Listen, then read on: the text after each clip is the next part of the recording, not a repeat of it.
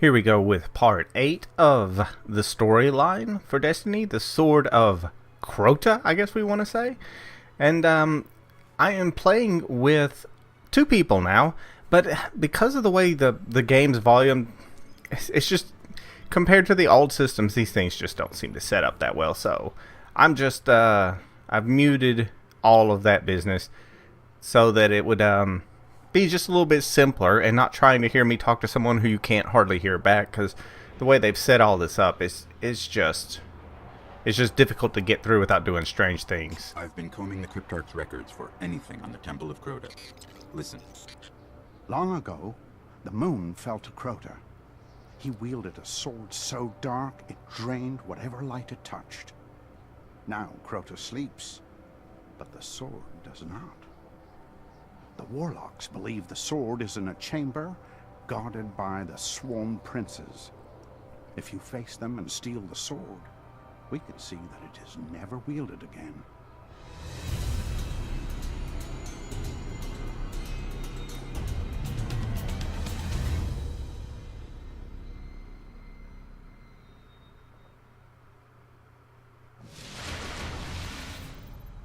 The only way to destroy the sword is to kill its makers, the Swarm Princes. One of them is sent to guard a ritual site near the Hellmouth. We'll challenge him first. Okay, so here we all are, and I am really, I'm a lower level than both of the people I'm playing with right now, so it kind of, I don't know, you feel noobish, but at the same time, you also feel, you feel like you're not doing your part of the work. But that's okay, because it really is easier with multiple people than it is to try to do some of this by yourself. And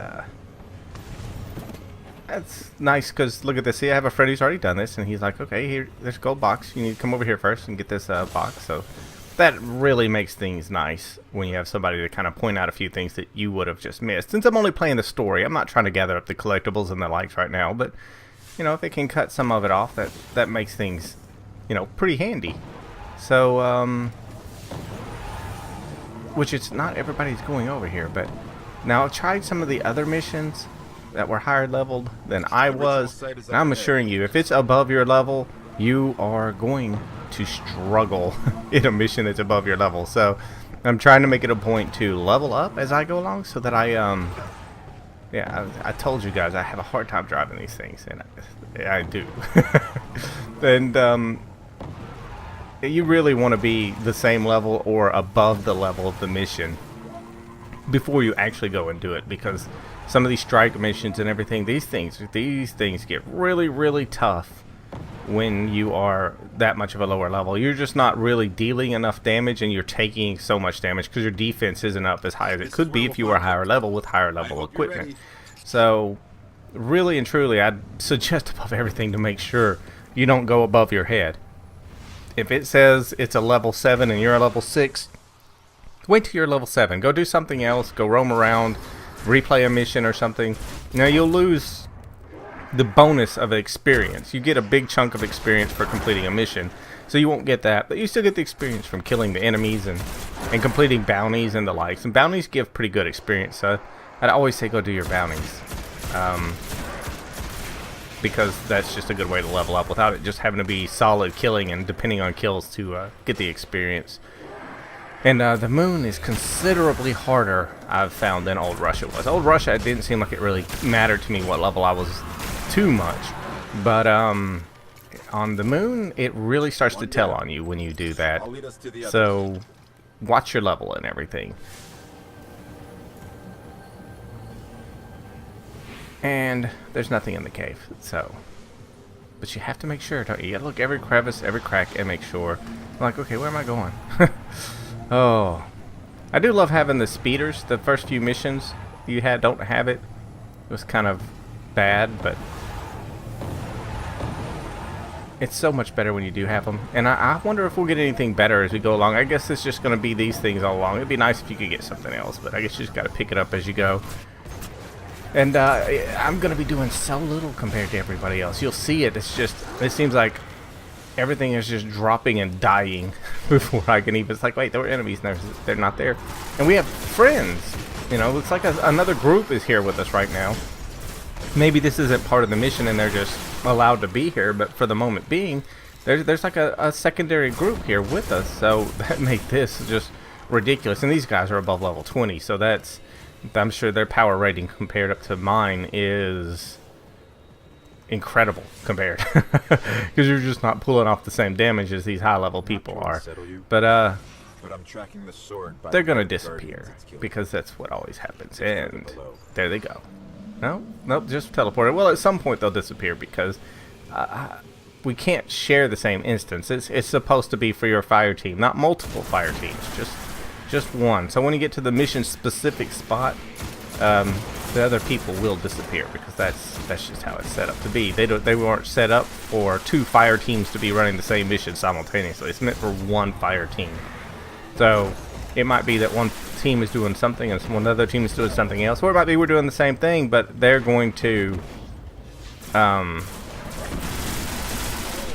they're actually going to disappear and go into their own little shard, their own little server, once we get to a specific point of the mission.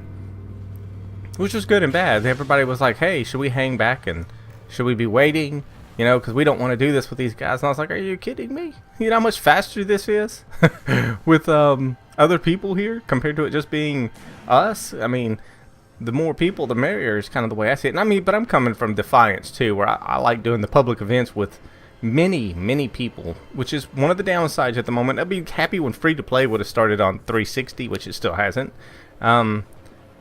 because that might have brought more people in, because the public events are very few and far between, that there are a ton of people at them because various reasons, less people playing. Apparently maybe it's because of the way they spread out their shards so that less people were per shard to reduce lag. But that is a mouthful. But free to play would have brought more people, which would have still, you would have had to, no matter what you do in the end, there's just so many different servers or shards, and they would have to become more populated at some point, and that would have made the events go back to the old days. Clear them out. Instead of it being, 2 to 5 people at a ending boss, I'd rather have my 40 or so, and not the small number that it was on Defiance. But this, once again, that's not how Destiny is set up to be. And then it's kind of a fight. I was trying to get it, and it disappeared, and he beat me to the sword. I wanted the sword. Careful. So, you are the man with the sword. We were talking a little bit of smack because we both wanted the sword. He beat us to it. Oh, because this one, you almost need that sword for the bosses because they are tough. But I know none of this really made me feel too bad, but we did do a strike at one point that was like a level 12, and I was only like a level 10. And woof, that's all I gotta say. You want to feel like you're a complete noob, but that 2 levels was bad. It was the strike that was on the moon, and it was tough. It was tough for the level 13 on the team. So you can imagine level 10. I was just highly. I mean, it's just funny. You wouldn't think it would be that bad, and it actually kind of is. My damage just didn't feel like it was as much as it could be, with the exception of the rocket launcher. The rocket launcher seemed to work really well, but a lot of the other stuff just didn't seem to work so well. Now, as I'm noticing, as I'm going along with the storyline, it's less. It's felt less like here on the moon so far. Lots of movement all around us. The princes are coming for the sword. There have been, little sayings and little this and little that, but it's just felt like it's less storyline. So I don't know. Maybe it's just me. I mean, it's okay for me. I like doing the missions. I want to kill stuff.